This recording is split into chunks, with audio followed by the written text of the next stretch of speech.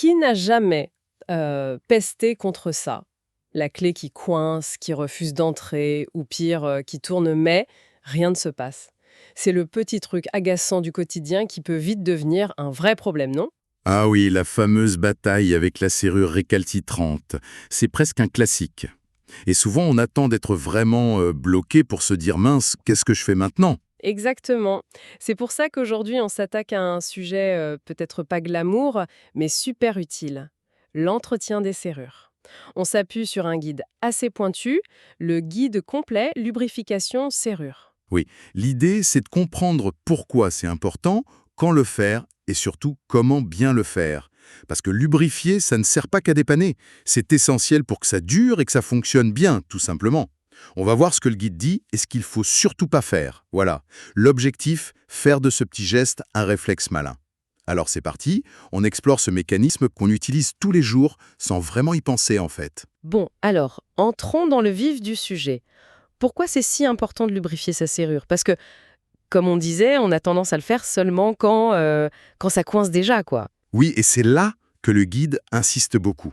Ce n'est pas juste une solution de secours, c'est avant tout un acte d'entretien préventif. Préventif, exactement.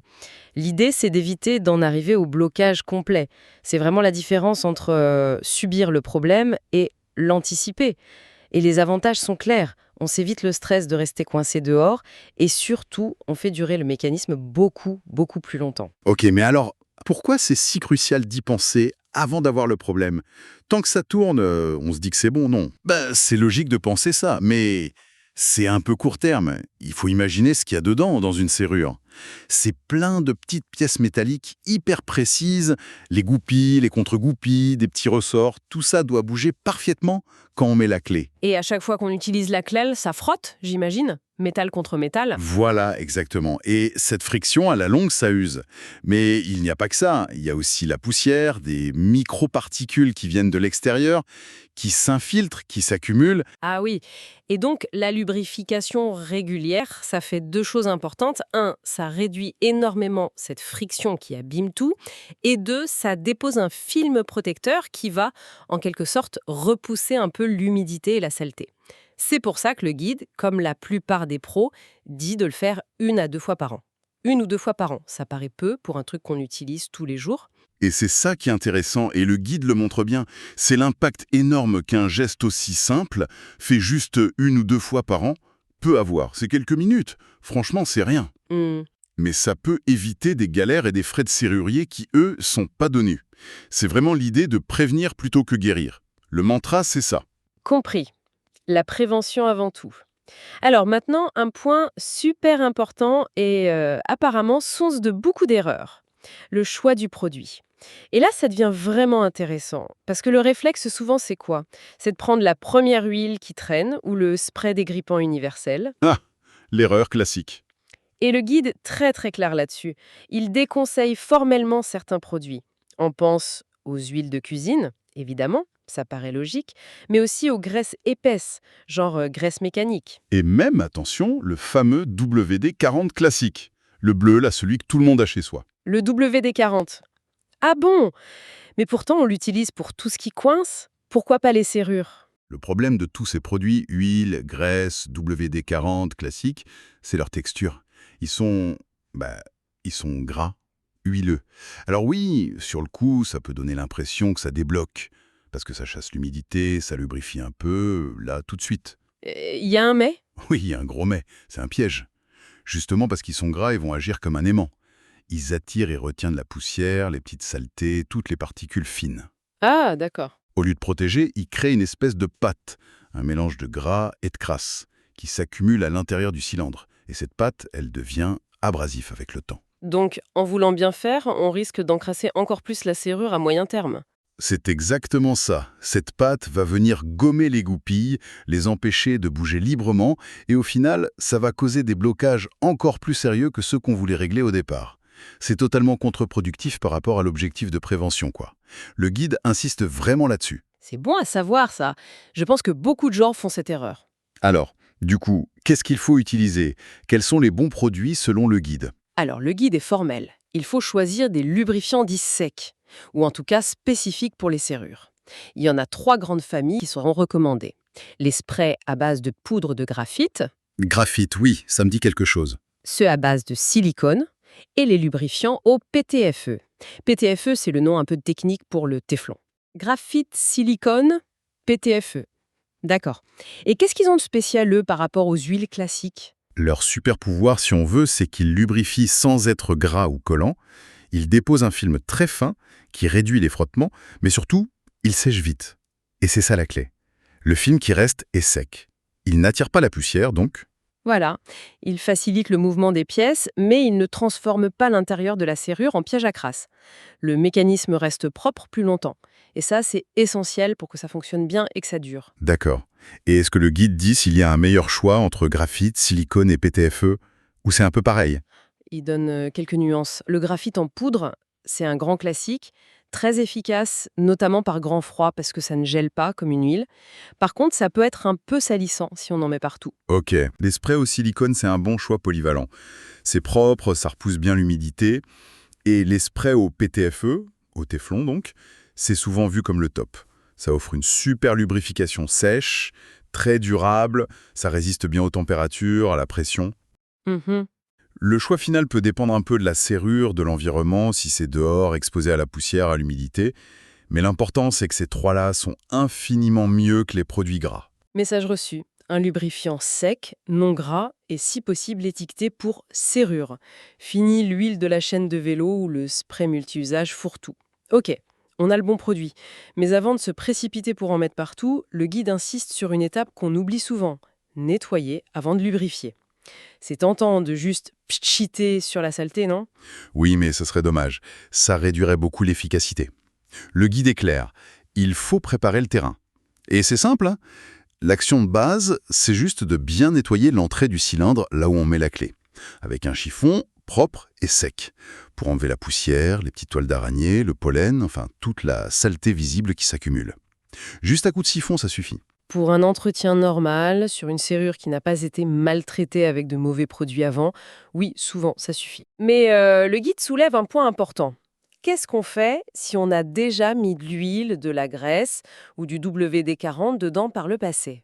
Ah, bonne question ça. Là, le chiffon sec, j'imagine qu'il ne peut pas faire grand-chose contre des résidus un peu collants, un peu gras. Exactement. Et dans ce cas précis, le guide recommande une étape en plus avant la lubrification. Il faut utiliser un spray dégraissant. Attention, un dégraissant spécifique, hein, pas n'importe quoi, pour mécanisme de précision souvent. D'accord. On en pulvérise un petit peu, on laisse agir un instant pour que ça dissolve les vieux résidus gras, et ensuite on essuie bien avec un chiffon propre ou du papier absorbant. Et il faut bien attendre que le dégraissant soit complètement évaporé avant de mettre le lubrifiant sec. Et pourquoi c'est si important d'enlever ces vieux trucs-là? Ben, c'est un peu comme quand on veut peindre un mur. On ne peint pas sur un mur sale ou qui s'écaille, sinon la peinture ne tient pas. Logique. Bah là, c'est pareil. Mettre un super lubrifiant sec sur une base tout encrassée par une vieille pâte grasse et sale, ça ne sert à rien. Le nouveau produit ne pourra pas bien adhérer au métal, il n'ira pas là où il faut, son efficacité sera très limitée, voire nulle. Il faut partir sur une base propre pour que ça fonctionne bien. On ne construit pas sur des fondations sales, quoi. C'est très clair. Préparer le terrain, c'est aussi important que le produit lui-même. Parfait. On sait pourquoi, quand, avec quoi, et qu'il faut nettoyer avant. Maintenant, la pratique. Comment on fait, concrètement? Le guide propose 4 étapes simples, on les passe en revue. Oui, c'est un processus assez direct, conçu pour être efficace sans risquer d'abîmer le mécanisme. Alors, étape numéro 1, le nettoyage. On l'a dit, chiffon sec pour la poussière, et si besoin, un coup de dégraissant avant, si on a utilisé des produits gras par le passé. On laisse bien sécher, la base propre, on y revient toujours. Indispensable. Étape 2, l'application. Et là, le guide souligne un point. Appliquer une petite quantité de notre spray lubrifiant sec, PTFE, graphite, silicone, directement dans la fente de la clé. Petite quantité. Oui, petite quantité, c'est vraiment le mot-clé. Il ne faut surtout pas penser plus j'en mets, mieux c'est. C'est faux. Si on inonde le mécanisme, c'est inutile. L'excès de produit va finir par couler, faire des traces, et pourrait même, à terme, attirer un peu de saleté. 1 ou 2 pressions brèves sur le spray, ça suffit largement en général. D'accord, on a la main légère. Moins, c'est mieux. Étape 3, test et répartition. Là, on prend la clé. Il faut l'insérer dans la serrure et la faire travailler un peu, Tourner à fond à gauche, à fond à droite, la rentrer, la sortir plusieurs fois. Ça, c'est une étape absolument essentielle. C'est le mouvement de la clé qui va faire le travail. La clé va agir comme un véhicule pour le lubrifiant. Elle va l'emmener partout à l'intérieur, le répartir sur toutes les petites pièces qui bougent, les goupilles, les ressorts, les parois du cylindre. Mhm. Si on ne fait pas ça, le lubrifiant risque de rester juste à l'entrée. Il n'atteindra pas les zones de friction plus profondes, là où il est le plus utile. Donc oui, faire tourner la clé, c'est ce qui garantit que tout le mécanisme est bien lubrifié. On aide le produit à aller partout où il doit aller. Compris. Et la dernière étape, la quatrième. La finition. C'est tout bête. On essuie avec un chiffon propre ce qui a pu couler, l'excédent à l'extérieur de la serrure, sur la porte. Oui, c'est juste pour la propreté, pour éviter de se tacher les doigts ou les vêtements après, ou d'avoir des coulures pas très jolies sur la porte. Un travail bien fait, c'est un travail propre jusqu'au bout. Et voilà. Nettoyer, pchitchanake, faire jouer la clé, essuyer. Franchement, ça a l'air très faisable. Quelques minutes pour être tranquille pendant des mois, voire un an. Bon, mais imaginons, on a tout bien fait. Entretien régulier, le bon produit, le nettoyage avant, les 4 étapes. Et malgré ça, la serrure continue de coincer, elle est dure, elle accroche.